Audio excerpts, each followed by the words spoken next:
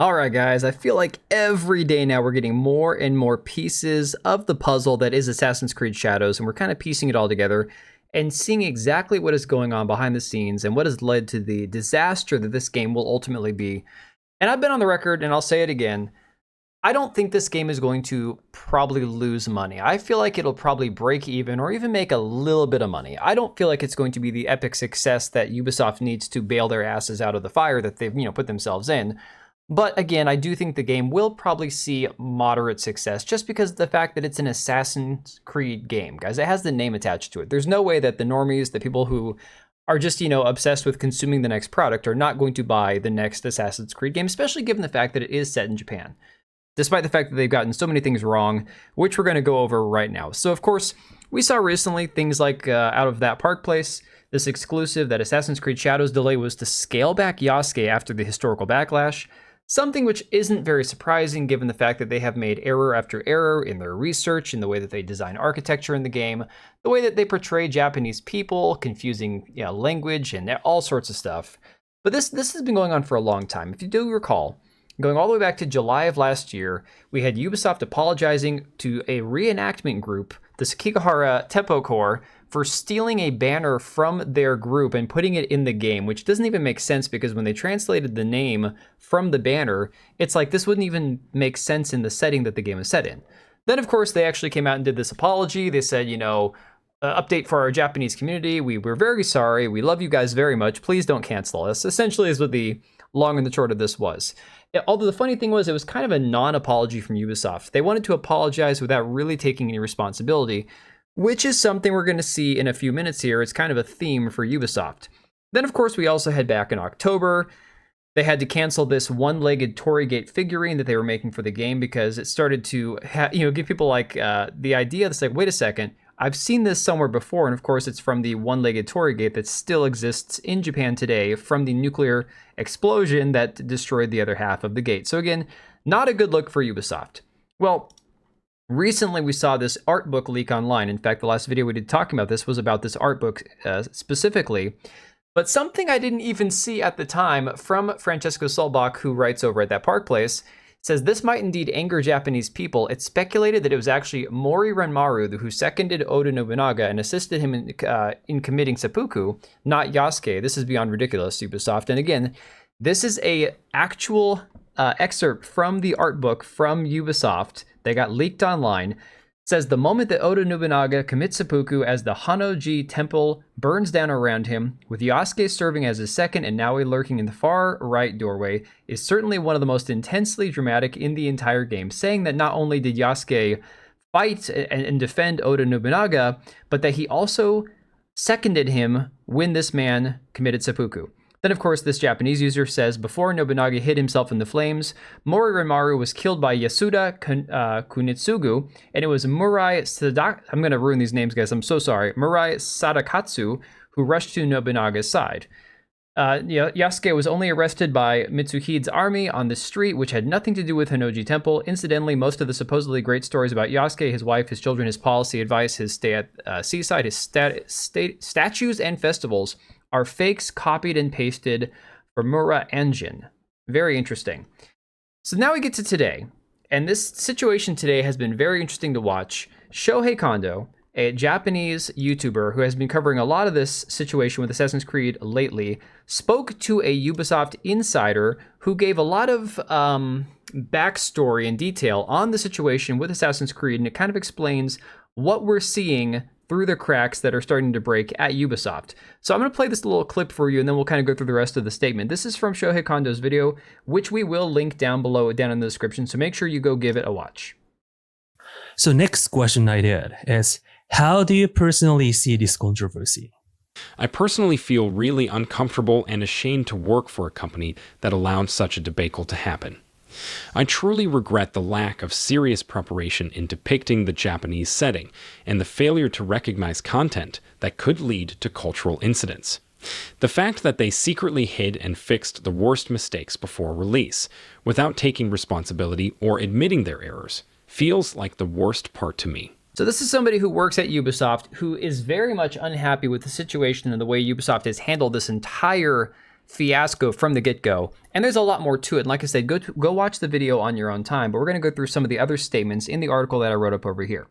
So, of course, I said Assassin's Creed Shadow releases in just 2 months, and we now have a Ubisoft insider reaching out to Shohei Kondo to give him kind of like the inside workings of what's going on. If this insider is to be believed, it would seem that much of the lack of cultural knowledge and blatant disrespect for Japanese history came from a place of sheer ignorance rather than malice by Ubisoft. The insider had much to say regarding recent video clips showing Yasuke, the Black Samurai, butchering civilians and destroying sacred objects, and I'm sure most of you have seen these video clips going around online of Yasuke just running into these shrines, destroying the mirror, destroying the tables, and it looks really bad, right? When you start to understand Japanese culture and the significance of these objects in their religious practices and their cultural practices, it seems really disrespectful to allow them to be destroyed. So the insider says, I wanted to give you some insight into the destroyed shrine situation. As a developer in video games, objects are typically called props. This shrine with the mirror consists of one or more multiple props set together. By default, all props are static or non-destructive because making them destructible requires extra work. You have to create sound and visual effects for the moment it breaks along with the specific animations. It's an extra costly process. Usually in games, destructible objects are limited to those more likely to be in the player's path, like a lamppost in GTA that you can destroy by hitting it. The first mistake was even considering these shrines items as something cool to break. Doing so encourages players to fight inside the shrines. I also noticed that many enemies are placed inside Japanese gardens or on the exterior of temples. The second mistake was failing to correct this during the backlash phase, when they claimed they would be more careful in respecting Japanese culture. Transforming a destructible prop into a non-destructible one is just a click or two on a developer's computer. This means that they had not considered even for a second how religiously significant this item actually is. I don't think people like you should call them evil, and he's talking to Shohei Kondo here. They are just very ignorant and not well educated on the subject and not thorough enough in their work. Boy, that sounds like Ubisoft, right? He also addressed what the internal messaging was like regarding the controversy over this game. He says, internally at Ubisoft, just before Christmas, we received a worldwide communication regarding the controversy surrounding the game. In an effort to reassure us, they stated that they had analyzed all the complaints online, said it is important that we don't get discouraged by this noise. We have taken the time to analyze the situation. They represent a small yet vocal minority, and it's important to differentiate between the haters and those who provide constructive feedback. He went on to say, not working on this project myself, I still wonder what they consider constructive feedback and how they address it.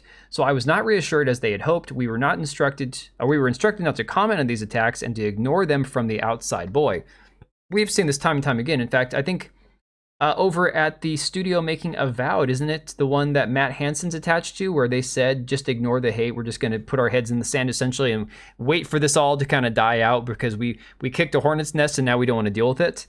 Sounds a lot like, what we've saw over there with Avowed, which is coming out, I believe, next month. Oh, no, that's this month, sorry. I personally feel really uncomfortable and ashamed to work for a company that allowed such a debate to happen. I truly regret the lack of serious preparation in depicting the Japanese setting and the failure to recognize content that would lead to cultural incidents. I'll conclude my answer with a prime example of why Ubisoft completely deserves the backlash. Assassin's Creed Shadows is censored in Japan to remove beheadings and limb amputation. The late-stage censorship of certain aspects of the game, such as dismemberment in the Japanese version, further reinforces my belief that Ubisoft did not take the necessary steps to anticipate such issues. Essentially what he says is that Ubisoft didn't do the proper checks to make sure that this would pass the censorship board in Japan to make sure that the dismemberment, the way that it was done with civilians and priests, monks, whatever, what have you, that wouldn't cross the line, and apparently it did. The insider would then go on to explain the level of fear that employees at Ubisoft exist at due to the company's obsession with things like DEI, which prevents staff from offering criticism, lest they be labeled as racist. He says, I think most employees are quite uncomfortable giving their personal opinions on Ubisoft's version of Yasuke, even during a coffee break in the office. They're afraid of being accused of racism in this very DEI-driven society. Also, we have been seeing the Ubisoft backlash online for years, so it's hard for most of us to really focus on just one case within this whole series of backlashes. This is basically the reason I wanted to talk to you and help your opinion get the support I felt it deserved. Again, talking about Shohei Kondo here. He also offered his own thoughts regarding the state of Ubisoft and the decline in the quality of their products, and this is the part I think really rings home for a lot of us, right? I personally see this recent controversy surrounding Ubisoft as having two very distinct origins. The first is the overall decline in the quality and polish of Ubisoft's games over the last decade. Apart from a few exceptions, you can objectively see this through Metacritic scores, as well as general community feedback online and often sales numbers. Some older fans of Ubisoft titles no longer feel that the new games are as creative and enjoyable as they used to be. There's a well-documented case of Ubisoft fatigue that many players suffer from, so older fans feel hurt and miss the good old days. Boy, I can sympathize with that. In some cases, the hate comes from past love. Many players today grew up playing Ubisoft games and loved them as kids. This sentiment is also shared by many employees, and I'll try to explain why. In the last decade, while I was an employee at Ubisoft myself, I saw many colleagues lose a significant part of their motivation. Furthermore, Ubisoft has an increasingly concerning turnover rate. Senior and talented developers are leaving for other companies and being replaced by less experienced employees. Very recently, the producer of Assassin's Creed Shadows himself revealed that half his team has never released a game before.